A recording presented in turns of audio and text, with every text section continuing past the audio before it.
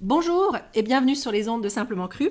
Je suis Amy Webster de Simplement Cru et dans le cadre du programme Easy Detox, j'aime interviewer des professionnels qui vont vous apporter des techniques de bien-être, de mieux-être, voire de détox.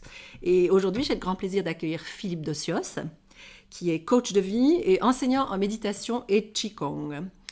Ça fait quelque temps qu'on se connaît, Philippe, et moi j'ai le plaisir de suivre tes cours de méditation et de Qigong depuis quelque temps, pas très très longtemps. Donc c'est la méditation, je connaissais, mais j'apprécie beaucoup de faire ces cours avec toi. Tu vas en parler durant cette interview. C'est surtout pour l'ensemble, la manière dont tu rassembles un petit peu les techniques de Qigong et c'est suivi toujours par une séance de méditation. Et le Qigong nous met vraiment dans une très très belle énergie. Donc est-ce que tu veux d'abord te présenter, Philippe? Oui, alors écoute, moi je suis d'abord très heureux de pouvoir partager une fois de plus toutes ces ficelles que j'ai glanées tout au long de ma vie, parce que j'ai 66 ans aujourd'hui.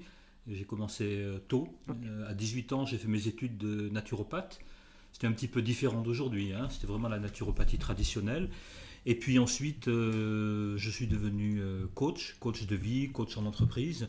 Et aujourd'hui j'enseigne principalement la méditation et le Qigong, parce que je trouve que c'est vraiment indispensable à notre époque de pouvoir se recentrer et trouver une tranquillité d'esprit. Et comme tu parles de détox, on verra que la détox c'est le corps, mais c'est aussi l'esprit. Et on verra qu'il y a un lien entre les deux. Ouais, absolument, absolument. J'en parle d'ailleurs assez souvent avec les participants du programme. Et juste pour faire une parenthèse, avant de rentrer dans le sujet sur la méditation et le Qigong, moi je t'ai découvert il y a plusieurs années en cherchant des praticiens de EFT, Emotional Freedom Technique. Donc tu as aussi ça, une autre corde à ton arc. Tu pratiques beaucoup de ces disciplines qui permettent aux gens de mieux gérer leur stress, de retrouver leur centre, etc. Tu veux juste en dire deux mots ou... Oui, c'est ce qu'on appelle communément la psychologie énergétique. Carey Gregg, qui est un Américain, a mis cette technique au point. Il s'est basé sur la tradition chinoise, des méridiens chinois. Donc c'est pas vraiment nouveau, mais en même temps il a fait quelque chose de simple et fantastique que tout le monde peut pratiquer. Donc ça consiste à faire des petits tapotements, à répéter des phrases, mais depuis ça a évolué. Il y a beaucoup d'autres techniques à partir de l'IFT. Moi je pense que les techniques énergétiques sont un petit peu comme un bon quantique par rapport à la psychologie traditionnelle. C'est vraiment génial, quoi. Donc au niveau de la détente, au niveau du lâcher-prise, au niveau de l'énergie, on a là quelque chose de merveilleux. Ça a pris beaucoup d'expansion aux États-Unis, en Europe, en Suisse, depuis maintenant une dizaine d'années. Et c'est vrai qu'il y a pour moi un avant et un après. Donc par exemple dans la détox, on parle donc de détox du corps et comme je disais aussi détox de l'esprit. L'IFT peut être un moyen de trouver un peu plus de sérénité, un peu plus de calme, et ça je crois que c'est vraiment nécessaire. En plus dans la détox on fait circuler l'énergie, et l'IFT et d'autres techniques apparentées permettent cette circulation d'énergie. Permettre de circuler tout ça. Ça nous permet aussi d'être beaucoup plus dans le corps et plus dans le ressenti, ce qui est primordial. Ce qui est le grand secret de la méditation, on en parlera peut-être tout à l'heure.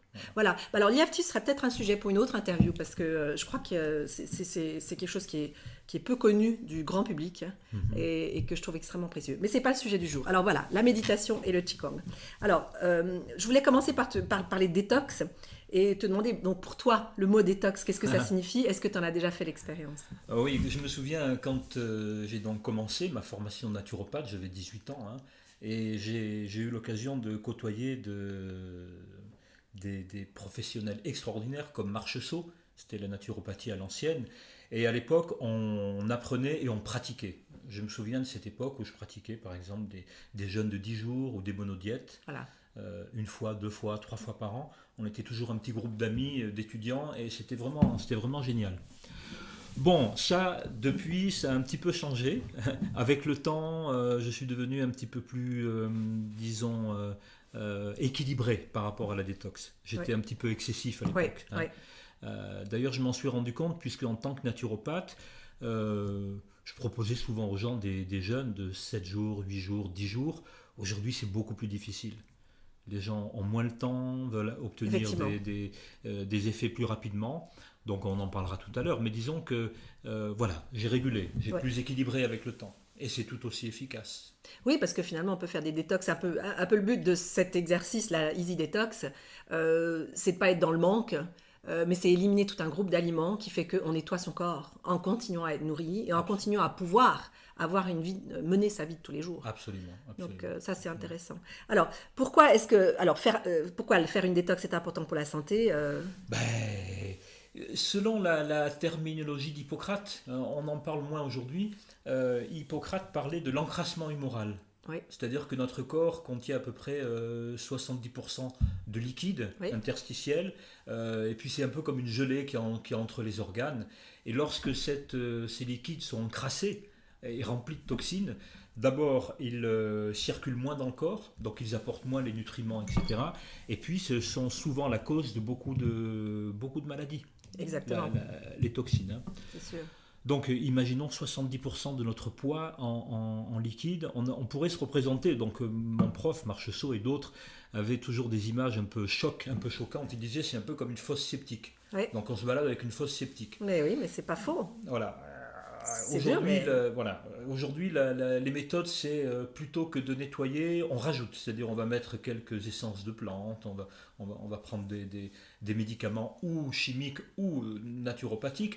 Mais avant, il y avait quand même ce nettoyage avant la revitalisation. Tout à fait. Ouais, se débarrasser de ces toxines. Voilà, il disait ça sert à rien de mettre une goutte d'essence de menthe dans une fosse septique. Il faut d'abord nettoyer, on met de l'eau propre et après on met une goutte et l'effet est beaucoup plus productif. C'est une belle métaphore, ça. Ah ouais.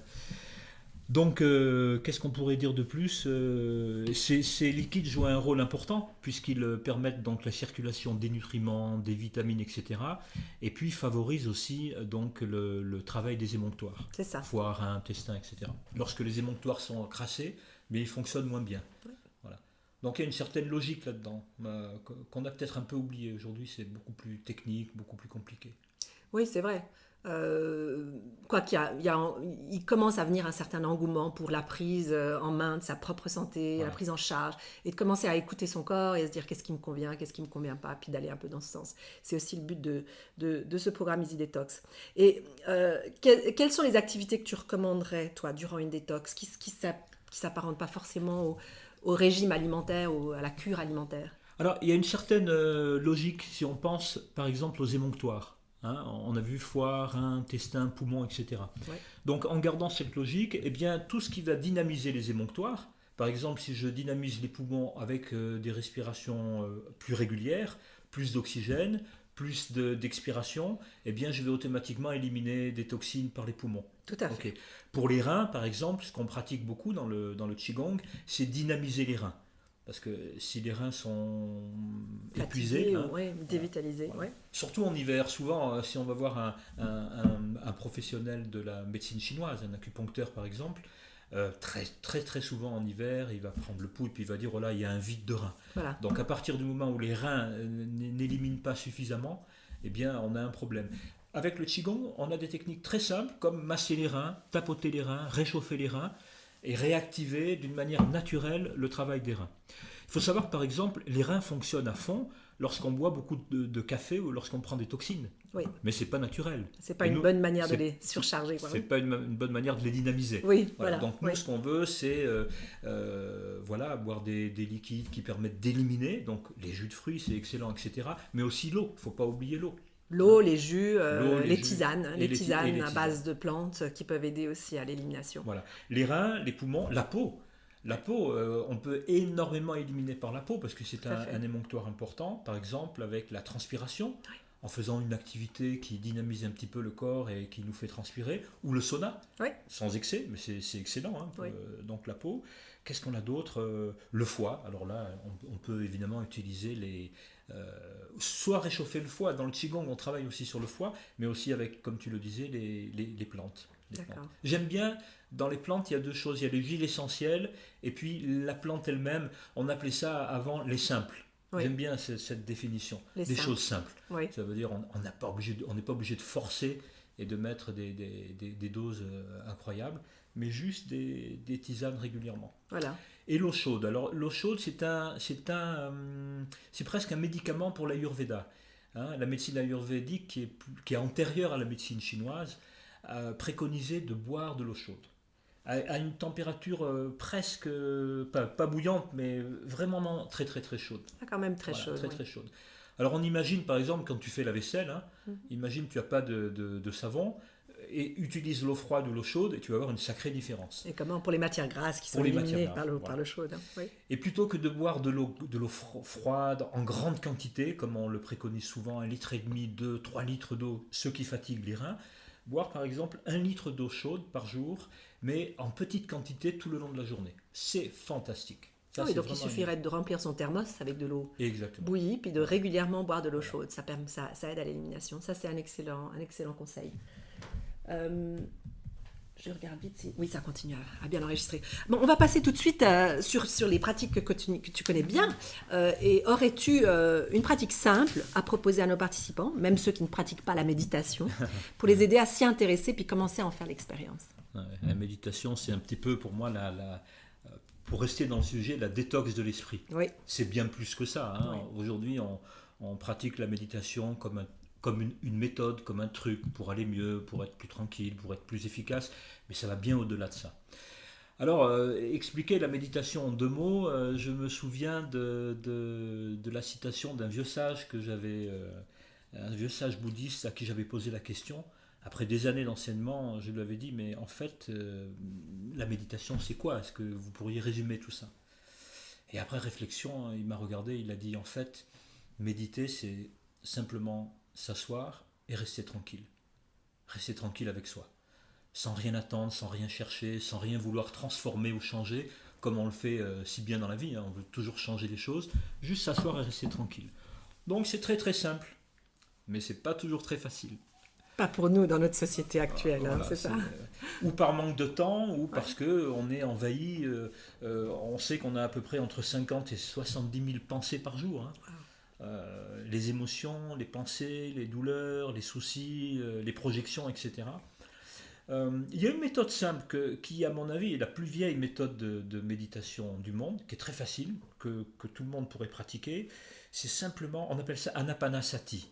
C'est ce qu'on pratique dans le bouddhisme Theravada. Ce sont les moines qui sont habillés en orange. Et ils pratiquent exclusivement, enfin au départ en tout cas, et pendant de nombreuses années, cette pratique qui consiste à prendre conscience du souffle au niveau des narines. Donc juste s'asseoir et réaliser avec gratitude que quoi qu'il se passe, on est inspiré et on est expiré tout le temps, le jour et la nuit. Et là on met un petit peu de conscience dans la respiration. Et simplement rester tranquille et observer le souffle. Parfois c'est encore un petit peu difficile. Alors ils ont rajouté une petite technique, un petit plus.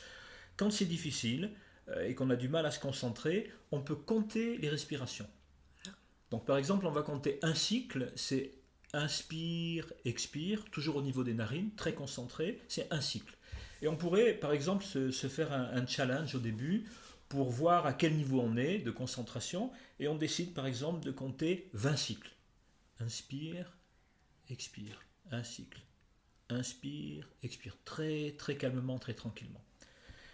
Et immanquablement, peut-être au bout de 10, 12 respirations, 3 respirations, on a perdu le fil. Pourquoi? Parce qu'on pense à autre chose. Voilà, alors l'idée c'est de revenir à zéro et on recommence. Voilà. Donc on ne fait pas ça avec beaucoup d'efforts, mais avec beaucoup de conscience.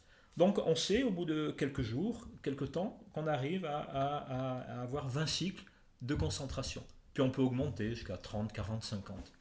Ensuite on laisse le comptage, parce que ce n'est pas excellent au niveau du mental, on est encore dans l'esprit, dans le mental. Mais simplement rester conscient de son propre souffle, avec gratitude. C'est magnifique, génial, c'est accessible à tout le monde. Hein. Voilà, c'est accessible à tout le monde. Qu'est-ce qu'on peut faire d'autre Que faire quand les pensées, alors ça c'est quelque chose dont tu parles beaucoup dans tes cours, quand on est là en méditation, que faire avec les pensées qui arrivent et qui nous font perdre le cours du comptage ou de la concentration? Déjà, il y a un concept de départ qui est faux pour les Occidentaux. J'avais aussi posé la question donc à un maître de méditation, et j'ai dit, mais alors comment on fait pour avoir l'esprit vide, sans penser? Et il s'est mis à rire. Oui. Alors il y avait une table devant lui, il a touché la table en disant, voilà, la table là, elle ne pense pas. Mais c'est une table. Ouais. L'être humain, il pense, c'est normal. C'est ce qu'on fait, c'est ce qu'on est. On a des pensées, c'est ce qu'on est. Donc l'idée dans la méditation, c'est surtout pas de vouloir supprimer les pensées, mais plutôt de les observer avec bienveillance. Ça, c'est un truc magique, ça marche très très bien. Est-ce que c'est comme si on faisait un pas à l'extérieur de nous? On se regarde. Ouais, Hein. moi je compare Pas ça un forcément. petit peu. Tu es l'été à une terrasse de bar sur la Côte d'Azur par exemple. Il y a des gens qui passent. Tu es en train de siroter ton jus de fruits, tu fais ta détox. Et simplement tu regardes les gens passer, Oui, sans commentaire, sans jugement. tout à Ce fait. qu'on a du mal à faire dans notre société. On a toujours une idée préconçue sur les choses et les gens, hein. C'est vivre dans le moment tout de suite. On est dans le moment et Ouais. simplement on regarde les choses sans opinion, sans jugement. Ouais. Eh bien, avec les pensées, on fait la même chose. On regarde les pensées, mais que les pensées nous paraissent bonnes ou mauvaises ou quoi que ce soit, simplement les laisser être, les laisser passer. Voilà. Ni vouloir les supprimer, ni vouloir partir avec, parce que sinon les pensées s'enchaînent, hein. Oui. Mais simplement avoir une attitude bienveillante et neutre par rapport aux pensées. Et petit à petit, on va se rendre compte qu'entre les pensées, il y a un espace de non-pensée, un espace de silence. Et c'est beaucoup plus facile ensuite de plonger dans ce silence. Voilà, ça c'est la stratégie que je propose. Tout à fait. Qui- D'ailleurs, qui- qui est vraiment magnifique. Moi, ça fait quelques années que je pratique de la méditation guidée ou seule ou comme dans ton cours. Et j'apprécie beaucoup. Et je crois que ce qui est crucial dans ce que tu viens de dire, pour les personnes qui ont peut-être jamais pratiqué la méditation, c'est l'idée du petit à petit. Pratiquer un petit peu chaque fois et on va chaque fois se sentir un petit peu mieux dans la Voilà. pratique. C'est comme ça que le Japon s'est reconstruit après la guerre, avec une philosophie que les Japonais appellent la voie du Kaizen. Oui, Et l'idée, c'est de prendre quelque chose qui est immense, un objectif qui peut paraître immense, et de découper en toutes petites particules. ouais, Voilà. Et de petites choses tellement faciles à faire, tellement courtes et faciles à faire, qu'on est sûr de pouvoir les faire. Et puis, quand on se retourne, à un moment donné, quand on regarde ce qu'on vient de faire, on se rend compte on a parcouru un immense chemin. C'est la voie du Kaizen. C'est comme ça qu'ils ont reconstruit magnifique. le Japon, des motos, des automobiles, etc. Et c'est une philosophie que j'adopte beaucoup dans mes cours, hein, de méditation et de tai chi, plutôt que de faire des méditations trop longues, ce qui est parfois difficile, surtout pour les débutants. On fait des petites pauses très rapides, régulièrement, fréquemment, et petit à petit, ça donne envie de pratiquer des méditations plus longues. Ah oui, poursuivons là-dessus, parce que tu en as parlé au cours l'autre jour. L'idée, plutôt que de faire une demi-heure de méditation 3 fois par semaine, tu dis c'est encore plus efficace de prendre 5 fois un moment dans la journée pour s'arrêter et respirer. J'ai vu des personnes, un certain nombre de personnes, surtout les mères de famille, hein, qui étaient stressées à l'idée de vouloir à tout prix placer un moment de méditation dans la journée. Oui, Alors, c'est vraiment le paradoxe, quoi. Quand les gens stressent parce qu'on doit méditer, là, on a un problème. tout à fait. Alors, de temps en temps, voilà, j'ai un jour rencontré une dame qui était donc, son mari n'était plus là, elle était célibataire, ses enfants étaient partis, elle avait tout le temps de pratiquer des méditations longues, mais c'est génial, hein, aussi, hein. Oui. Mais je pense que plutôt que de se priver de méditation, ou plutôt que de créer du stress, Oui. eh bien, des petites pauses de silence, juste un peu de silence, 30 secondes, 1 minute, 5, 6, 7, 10 fois par jour, c'est vraiment que du bonheur. Respiration profonde. On peut se Et- dire, je et- m'arrête. On peut faire une Je me pause, pose. hein. Alors, on a des machines aujourd'hui, des smartphones qui... Oui. bon, c'est bien pratique, mais parfois c'est un peu pesant, hein. Oui, Eh bien, on peut les utiliser de la manière à suivante. bon escient. Voilà, à bon escient, on peut utiliser l'agenda et faire des petites pauses 5, 6, 7 fois par jour. Et puis vous avez le téléphone qui fait un petit bip, Une petite alerte. une petite C'est alerte, le moment de faire la pause. et il y a marqué pause dessus. Ah Ouais. oui, pause, voilà. Ça, c'est une très bonne technique. C'est une technique qu'utilisait Gurdjieff, qui était un maître spirituel russe, Oui. hein, au début du siècle, et qui, avec ses élèves, faisait un stop à n'importe quel moment de l'enseignement ou de la journée. Et à ce moment-là, l'élève devait complètement arrêter de faire ce qu'il faisait. Et il était vraiment présent à lui-même. C'était un moyen extraordinaire de retrouver cette paix et ce silence. C'est quelque chose qui se pratique de plus en plus. Je vais faire une petite parenthèse, mais ça me fait penser, ce que tu décris là, ça me fait penser à...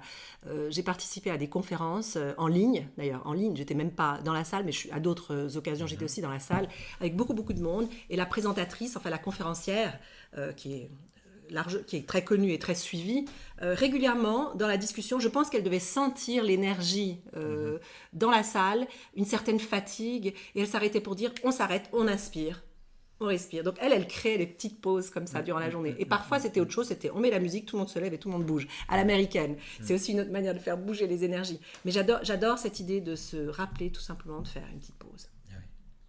Alors ça marche bien avec les conférenciers, par exemple, ou les profs hein, dans les écoles, lorsqu'il y a beaucoup de chahuts. Juste silence, j'arrête. Donc ça rend attentif les élèves, on se demande ce qui se passe, mais pendant un bref instant, pendant un court instant, il y a comme une pause silencieuse. Oui, c'est magnifique. Alors, qu'est-ce que la méditation peut apporter à tout le monde ici et maintenant? Oui, on vient déjà d'en parler, Oui, mais disons, tout à fait. on pourrait dire, je reprenais cette idée de détox de l'esprit, même si c'est pas tout à fait juste, mais il y a tellement de livres aujourd'hui, de sites internet, de méthodes de méditation qui promouvoient la méditation avec des objectifs, plus de calme, plus de sérénité, plus de performance, etc. Donc ça, on sait que Oui. ça a un impact extraordinaire au niveau de la gestion du stress. Tout à fait. Donc à partir du moment où on a ces moments de pause silencieuse, de respiration, on va faire baisser le taux de cortisol, qui est l'hormone du stress, pendant parfois 3, 4, 5 heures. Hein. Donc ça, c'est vraiment, vraiment important. Mais au-delà de ça, la méditation, c'est aussi une manière de se connaître. De connaître non pas le petit soi comme dans la psychologie, mais de connaître ce que j'appelle le grand soi, l'être, de se connaître en profondeur. Voilà. Et ça, pour moi, c'est quand même la source de la méditation. Le principe, c'est qu'en pratiquant ça, on gère mieux après la vie de tous les jours. Ben, on prend du recul, on est moins réactif. Voilà. On est plus dans l'action pondérée, décidée. Je décide de faire quelque chose, plutôt que dans la réaction que bien souvent on regrette ensuite. Hein. Donc de nouveau, c'est prendre les choses en charge par soi-même au lieu de se sentir victime ou Voilà. Exactement. Ouais. Dans les traditions, on parle le karma. Ouais. Le karma, on dit, en fait, ça veut dire action. Ça veut dire action. Moi, je dirais que le karma, c'est la réaction. C'est quand on réagit.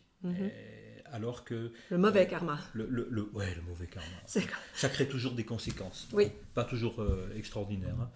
Alors que parfois, ne rien faire, c'est une bonne chose. Oui, je sais bien ton avis. Ne rien faire, rester dans le silence, ne pas faire à tout prix. Et ce qui se passe, c'est que bien souvent, après, alors des méditations parfois un petit peu plus longues, hein, de 15-20 minutes, on est juste tranquille et de nouvelles idées viennent. On est beaucoup plus créatif et c'est beaucoup plus juste. Dis-moi, ces méditations courtes pour débutants, c'est quelque chose qui peut se pratiquer où, comment, à quel moment? Je pense qu'au début, on a intérêt à avoir un endroit où on est tranquille, où on n'est pas dérangé. Parce qu'on se crée tout de suite cette ambiance. Il faut vraiment créer ce lieu, ce temps, cette rigueur, ces conditionnements. Ouais. C'est vraiment important. Alors, beaucoup de gens me disent, moi je médite dans la nature, je promène mon chien, etc. C'est super. Mais pour moi, la véritable méditation, c'est dans le silence, c'est avec soi-même, rien ne nous dérange. Et au début, je pense que c'est important. Et ça peut se passer en groupe, donc dans le cadre de cours. Dans un groupe, mais avec le même état d'esprit. C'est ça. Puis petit à petit, on peut intégrer ça, comme je l'ai dit, dans la vie quotidienne, avec des petites pauses. Quand on est seul au bureau, entre deux clients. Donc ça peut être assis dans son bureau, tout seul. Ça peut être assis en voiture, quand on est à l'arrêt, prolongé. Par exemple, quand on est assis dans la voiture, qu'est-ce qu'on fait? On a un volant dans les mains. Un exemple, un truc qui marche bien. Oui. Eh bien, mais généralement, on est déjà arrivé. On est déjà dans la pensée. De où on va être. Là où on va être. On est déjà en train de discuter avec la personne. Oui, qu'est-ce que je vais lui dire, etc. Donc, on n'est absolument pas dans le présent. Eh bien, une chose qui peut nous aider, c'est de prendre conscience de la sensation du corps. Oui. Par exemple, les mains en contact avec le volant. Le dos en contact avec le fauteuil, les pieds en contact avec le sol ou avec ce qu'on manipule, les pédales, etc. Le simple fait d'être vraiment 100% conscient dans le ressenti de ce que l'on fait, ça c'est déjà une méditation. C'est déjà une grande porte vers la méditation. Il n'y a pas de danger, au contraire, on est plus vigilant. Hein. Oui. Donc, je déconseille de fermer les yeux pour méditer au volant. Mais voilà, ça on peut le pratiquer tout le temps. Oui, tout à fait. Donc assis, mais aussi debout. Oui. Quand on est debout, le fait de se connecter avec ses pieds au sol, d'être dans la sensation, le contact du sol, nous permet de revenir dans le présent. Est-ce que c'est une forme aussi de méditation de pleine conscience, comme de faire des gestes, faire la vaisselle, préparer son thé, et d'être très présent dans... La pleine conscience est un concept intéressant, mais ça existe depuis la nuit des temps, depuis que la méditation existe. Bien sûr. La méditation, c'est la pleine conscience. C'est ça, oui. Donc bien sûr, l'avantage de la pleine conscience, c'est qu'elle a permis de divulguer et de sortir un peu de la méditation de cet obscurantisme oui, sectaire. La rendre peut-être un peu plus accessible au monde occidental où on est beaucoup dans l'action. Alors, de pouvoir apporter un élément calmant dans l'action. Voilà. Comme je vois préparer son thé, faire repasser, enfin des tâches ménagères parfois, préparer son jus, le faire dans la pleine conscience, ça peut être un moment de grand calme intérieur en fait. Faire ce que l'on fait au moment où on le fait. Voilà, exactement. Et sur la question où et comment, ça peut aussi se pratiquer couché, au réveil, couché avant de dormir. Alors, moi je préconise plutôt une méditation assise. Voilà, d'accord. Si on veut le faire avant de dormir, on peut le faire assis dans le lit. Oui. Puis quand on sent que le sommeil vient, on s'endort. Personnellement, j'ai un petit peu de mal à méditer couché. On a tendance à s'endormir. C'est ça. Le corps se relâche complètement. Le corps se relâche. Oui. Il n'y a pas cette même vigilance dans la semi-conscience. Non, c'est pas la même chose. Mais pourquoi pas, si on a par exemple des douleurs de dos, si on a des douleurs, on peut très bien pratiquer une forme de méditation allongée. D'accord. Et puis pour revenir à cette possibilité qu'on a de méditer à chaque instant, je vais juste raconter cette courte histoire zen. On pose la question à un maître zen, on lui dit mais en fait méditer c'est quoi, comment on peut faire, etc., etc. Et le maître zen, après réflexion, répond: quand je bois mon thé, je bois mon thé. Et toi, tu pourrais l'appliquer, enfin, toutes les personnes qui font la détox Bien en ce moment, sûr, pourraient l'appliquer. Et quand je bois mon jus, je bois mon jus. Voilà, c'est vraiment cette présence totale à 100%. Ouais. Et on n'est pas en train de se dire, tiens, j'ai avalé j'ai engouffré mon jus, mais on est vraiment dans la présence.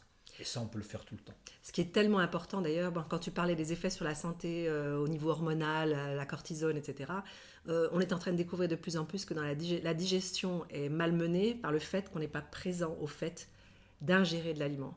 Et que le corps est tellement stressé qu'il n'est pas ouvert, il ne peut pas recevoir cette alimentation et encore moins les nutriments s'il arrive déjà à les décomposer parce qu'il est dans une situation de stress et pas de présence. Exactement. La détente au moment des repas est vraiment primordiale. Et c'est pas toujours très facile. Non, dans le temps, il y avait aussi la pratique de la prière avant de manger. Oui.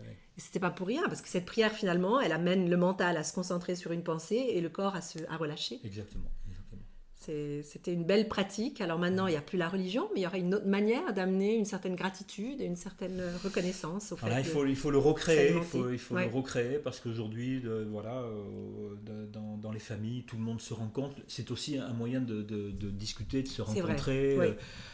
Bien souvent, on est avec les smartphones en train d'envoyer des messages pendant le repas. Bon, c'est un peu la cata, mais voilà, bon, on peut essayer de faire mieux. Oui. Je pense que c'est important de ne pas faire des choses trop excessives et d'essayer de faire des toutes petites rectifications. Tout petits pas, des petits pas qui finalement font une grande différence à la fin. Puis je pense qu'il y a aussi un moment dans la vie où on est prêt à ça. Hein. Voilà. Il y a un âge aussi, on voit nettement moins de jeunes, de très jeunes qui s'intéressent à la méditation, puis c'est pas étonnant, ils sont dans une autre phase de vie. Mais c'est vrai qu'après la quarantaine, la cinquantaine, c'est vraiment pour moi la cinquantaine, ça a vraiment été la période d'une certaine spiritualité, d'une sérénité, de rechercher ça. Et la méditation est un outil vraiment parfait pour ça. Absolument. Oui. Parlons maintenant de Qigong, mais tu as aussi parlé de Tai Chi. Et c'est peut-être pas clair pour tout le monde la différence entre les deux. D'accord. Alors, le Qigong, pour les Chinois, c'est une forme de gymnastique traditionnelle. Et moi, je veux quand même préciser, quand on dit gymnastique en Occident, ce sont des mouvements plutôt très dynamiques, alors que dans le Qigong, ce sont des mouvements très très lents. Le Qi, c'est l'énergie, ça représente l'énergie. Le Gong, c'est une forme d'exercice, de maîtrise de l'énergie. Donc Qigong, c'est pour capter, maîtriser l'énergie, pour faire copain-copain, ami-ami avec l'énergie. Voilà. D'accord. En fait, on ne peut pas rencontrer l'énergie si on ne pense pas que ça existe. D'accord. C'est un peu comme quelqu'un qu'on voudrait rencontrer. Si on n'imagine pas que cette personne existe, on ne va pas faire la démarche pour la rencontrer. Donc l'énergie, c'est vraiment primordial, hein, dans la détox, dans la vie en général, dans la créativité. Donc dans le Qigong, on a des exercices qui sont très très lents. C'est une forme de méditation en action, Oui. la plupart du temps debout. Hein, okay. Et on utilise en même temps le souffle. Je dirais plus le souffle que la respiration. Là aussi, la respiration pour les Occidentaux, c'est une méthode encore active. Oui. Voilà. Alors que dans le Qigong, c'est beaucoup plus doux. Prise de conscience. Je dirais que le Qigong, c'est une méditation en action, en mouvement, voilà, et qui apporte une grande paix intérieure, un grand calme, et qui est aussi un moyen de se préparer à la méditation plus traditionnelle, méditation assise, telle qu'on peut la pratiquer. Tu peux nous donner un exemple d'un mouvement au Qigong qu'on peut décrire comme ça oralement? Ah ben voilà, par exemple, dans la médecine chinoise, on parle des 3 foyers. Les 3 foyers, c'est la sphère supérieure, qui est représentée par on pourrait dire le front, la tête. La sphère médium, c'est au niveau du cœur, du plexus solaire. Et la sphère plus basse, inférieure, c'est le ventre. Donc ce sont les 3 foyers. Et ce qu'on dit, c'est que lorsque les 3 foyers sont harmonisés, circulent bien, il y a une bonne connexion entre les 3 foyers, il y a une bonne santé, les choses vont bien. Okay, et il y a un mouvement très simple, c'est d'inspirer en montant les mains, comme si on montait les mains vers le ciel, jusqu'au niveau du visage, et ensuite de redescendre les mains sur l'expire. Voilà. Oui, puis là, je vois tes gestes, Voilà. c'est assez joli. Tu as monté les bras très doucement devant ton corps, jusqu'au niveau des yeux à peu près, et après, tu redescends les bras comme si tu caressais Voilà. un tissu invisible devant toi. Voilà. Dans les 8 pièces de Brocard, qui sont 8 techniques très simples de Qigong, on dit, c'est le premier mouvement, c'est caresser la soie. C'est comme si on avait un tissu de soie devant soi. Oui. Et quand on monte les mains, avec le dos de la main, on a cette sensation de toucher de la soie. Et ensuite, sur l'expire, avec la paume de la main, on a cette sensation de toucher de la soie. On pourrait dire l'air, on frotte l'air ou la soie. Voilà. Les mouvements sont lents et c'est un peu comme si c'est pas nous qui faisions les mouvements. C'est un peu comme si les mouvements se faisaient tout seuls. Notre âme. Oui, c'est comme si les mains étaient... Il y avait des ficelles accrochées aux mains et c'était tiré vers le ciel. Comme des marionnettes. Voilà, comme des marionnettes. Les mains montent et descendent. Il n'y a pas vraiment d'effort. Les épaules sont détendues, etc. Ouais. Voilà. Ce simple mouvement permet donc de réguler ces 3 points importants. Et puis de calmer l'esprit, de se concentrer. Voilà, ça c'est... De lâcher avec tout le reste. On est juste là, dans le corps, voilà, dans le moment. Il suffit de les faire 3-4 fois. Ouais. C'est vraiment génial. Et puis un autre point important, c'était un grand maître de Tai Chi qui disait on peut avoir 50 ans ou 60 ans de pratique de Qigong ou de Tai Chi. Si on ne respecte pas les 3 trésors, alors ça sert vraiment à pas grand chose. Par contre, si on respecte les 3 trésors et qu'on connaît et qu'on pratique les 3 trésors, alors qu'importe les mouvements qu'on peut faire. Alors, ces 3 trésors. Les 3 trésors. Le premier, c'est cette connexion au ciel. D'accord. Par le dessus de la tête. Oui. Et c'est un peu souvent on appelle ça les chakras, mais c'est la fontanelle des petits bébés et des enfants, c'est creux. Donc le dessus de la tête. Et le premier trésor, c'est comme si on était suspendu au ciel par un fil doré. Voilà, c'est juste d'être conscient de ça. Oui. Okay. Et si on est suspendu au ciel, il y a la colonne vertébrale qui est naturellement érigée vers le haut. Oui. C'est pas une tension, mais on sent que plutôt que d'être tassé, la colonne vertébrale s'étend. Oui. Voilà, ça c'est pour le premier trésor, le ciel. Le deuxième trésor, c'est la connexion des pieds avec le sol. Donc il y a un point particulier qu'on ne peut pas trop expliquer ici, mais disons la connexion des pieds, un petit peu comme si les pieds s'enfonçaient de 2 cm dans le sol. D'accord. Et d'être conscient de ça, à la fois de cette connexion au ciel et à la fois de cette connexion à la terre. Puis il disait le troisième trésor, c'est ce point qu'on appelle le hara, le tandième, qui se trouve sous le nombril, D'accord. à 3 cm sous le nombril, un petit peu à l'intérieur du ventre, à un tiers à l'intérieur du ventre. Et il disait ce point est tellement important que même si on connaît que ce point, on peut oublier les autres. Donc il nous reste un trésor. Mais bon, voilà. C'est vraiment de prendre conscience de ce point que les taoïstes appellent la pilule d'immortalité. Wow. Donc on peut mettre de l'énergie à l'intérieur par des massages, par des visualisations. Juste en dessous, donc 2 doigts en dessous du nombril. 3 doigts au-dessous du nombril. À l'intérieur. À l'intérieur, mais pas au milieu, à un tiers à l'intérieur. Un tiers. D'accord. C'est un peu un centre de gravité ou... Alors c'est un centre de gravité. Ouais. C'est un centre de gravité. Et si on regarde les hommes d'affaires, les gens qui sont très préoccupés dans la rue, on peut regarder, ils sont toujours avec le... On dirait qu'ils veulent toucher le ciel avec la tête. Ils ont les épaules tendues, etc. Et l'idée là, c'est de laisser descendre toutes les tensions, toute l'énergie, le centre de gravité toujours au-dessous du nombril, dans ce centre-là. Il suffit de penser à ça et c'est en même temps une méditation. On peut juste méditer en étant présent à ce point. On pourrait se représenter ce point comme une petite étincelle brillante, ça peut aider. Hein. Oui. Et juste rester là, présent. Et en même temps, ça calme l'esprit. Ça calme énormément l'esprit. Parce que l'esprit est toujours agité quand l'énergie est vers le haut. Et là, le fait de faire descendre l'énergie vers le bas, ça calme l'esprit. Ça détend, ça donne de l'énergie, ça donne de la force. Rien que de d'écouter, moi je suis en train de me calmer. Je perds le le fil de mes prochaines questions, tu vois, ça marche bien. C'est très beau ce Un de mes maîtres zen quand j'étais jeune, Taisen Deshimaru, qui était un japonais qui est venu enseigner le zen en Occident, racontait une histoire, je vais la raconter telle que je me souviens. Il disait pendant la guerre, il était sur un bateau, et donc le bateau s'est mis à couler, il prenait feu, le bateau se mettait à couler, et il s'est assis en zazen, c'est-à-dire il s'est assis dans la position de zen, vraiment centré dans son ventre.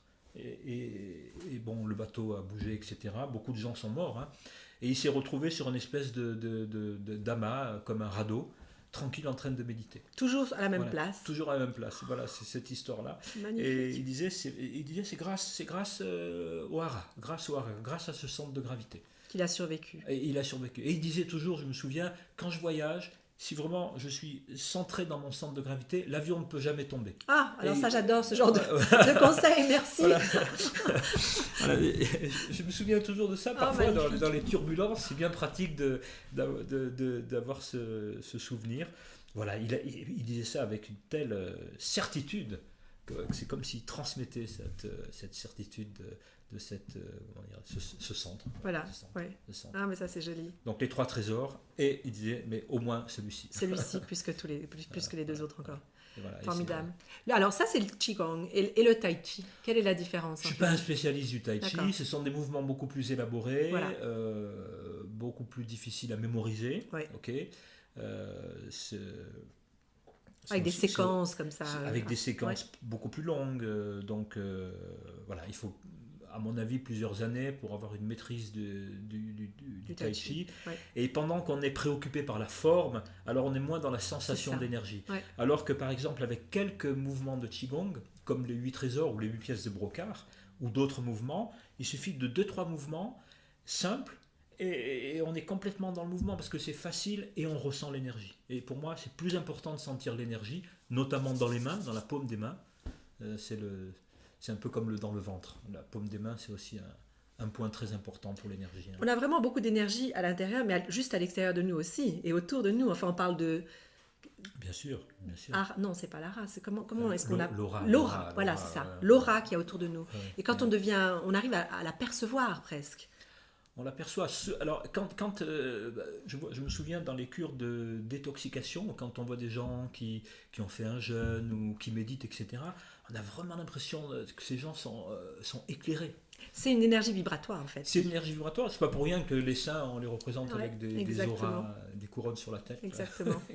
Mais moi, je dois dire que c'est vrai que c'est un bon parallèle, parce qu'avec la détox, en éliminant toute cette surcharge, ces déchets, l'énergie, elle vibre plus, elle vibre mieux, et on est tellement plus alerte et plus conscient et plus... L'énergie circule, on a beaucoup plus d'énergie. Et... Oui, on le voit, on le sent. C'est magnifique. Oui. Alors, dans le Qigong, tu parlais encore tout à l'heure, pour revenir à ça, tu parlais des reins comme émonctoires et comment on peut les dynamiser. Et j'aime bien l'idée aussi d'aller pouvoir les... parce que tu montres dans tes cours des simples gestes qui sont un peu comme de l'automassage sur les reins, mais tu montrais aussi comment on pouvait, juste en se massant le crâne, en massant son bras, enfin en faisant circuler une certaine énergie. Ouais. J'aime bien ça, ce sont des gestes aussi qui sont très simples. Voilà, ça fait partie de l'échauffement du Qigong, hein, mais c'est aussi un Qigong à part entière pour moi, parce que je trouve que ça active vraiment la sensation d'énergie. Et les gens commencent à sentir qu'il y a quelque chose qui se passe, ça existe. Ça donne des résultats directement. Ça donne des résultats immédiats. Directement, et puis ça éclaircit l'esprit. Si le matin on pratique donc ces mouvements simples, Oui.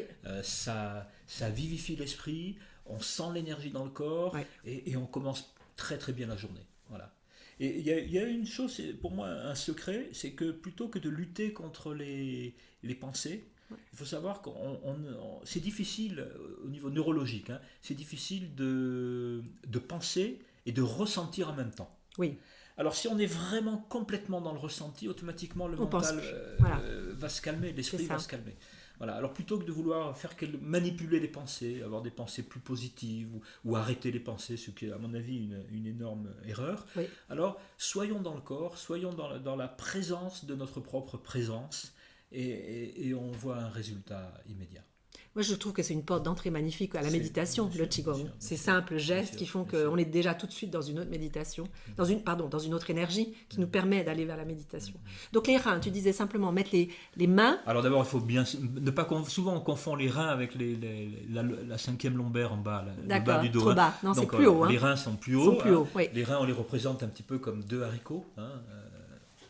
Tu dirais que c'est juste sous le soutien-gorge, plus bas. Alors, moi, Au niveau de la taille, chez la femme, j'ai pas de non soutien-gorge, mais j'imagine que c'est un petit peu plus bas. C'est ça, Un petit peu voilà. plus bas, là où on pose naturellement les mains. C'est ça. Voilà. Mais au-dessus de la taille.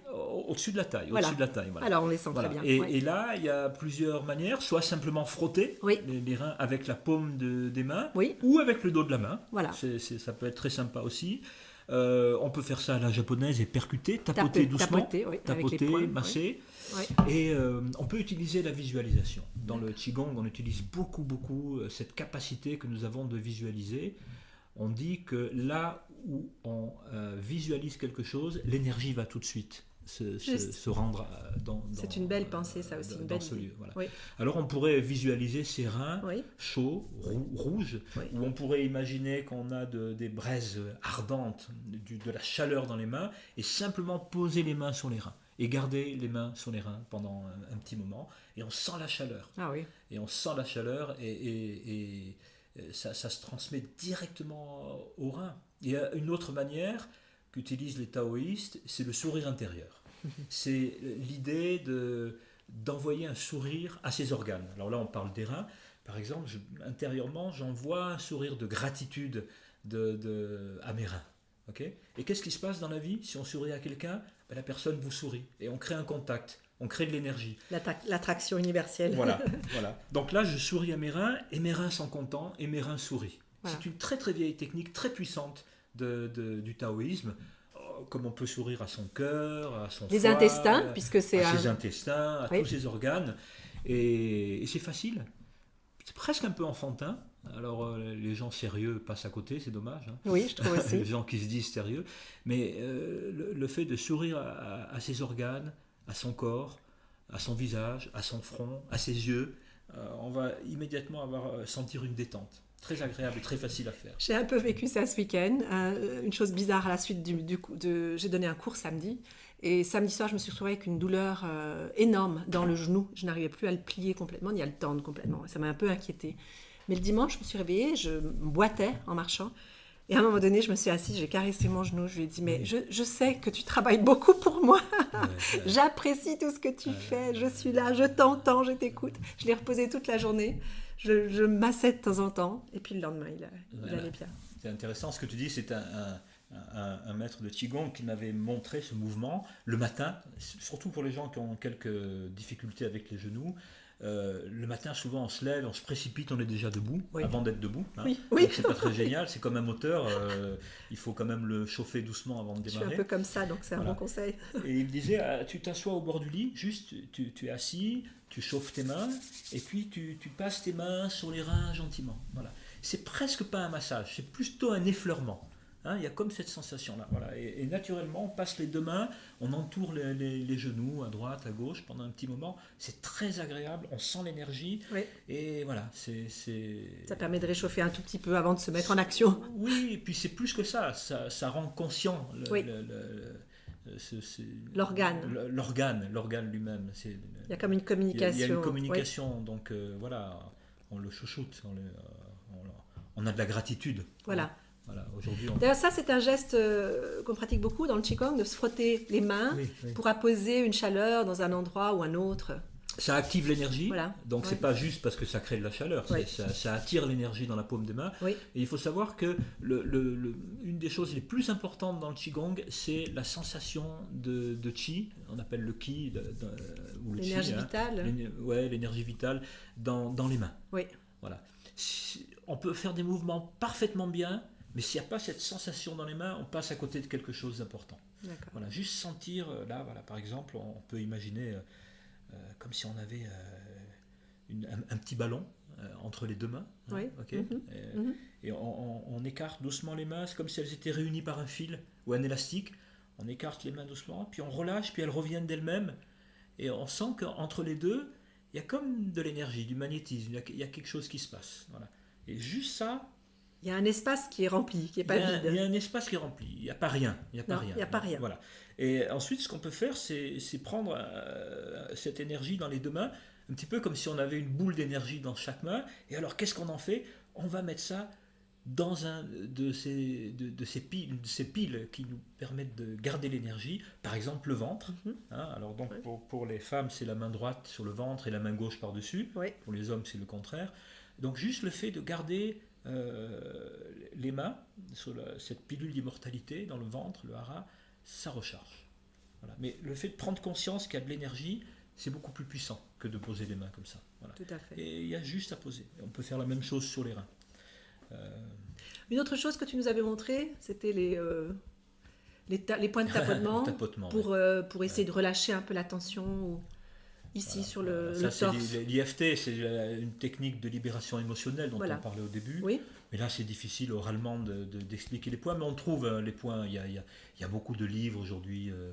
Mais ça, c'est un point qu'on a presque. Alors, on bouge instinctivement. Voilà, non? Si je pose les mains croisées sur le torse, oui. les mains croisées sur le torse, eh bien, on pourrait dire qu'au milieu de la paume de la main, il y a un point. C'est ça. Donc, je peux chercher ce point. Il est très sensible. Oui, je le trouve tout de suite, effectivement. Voilà.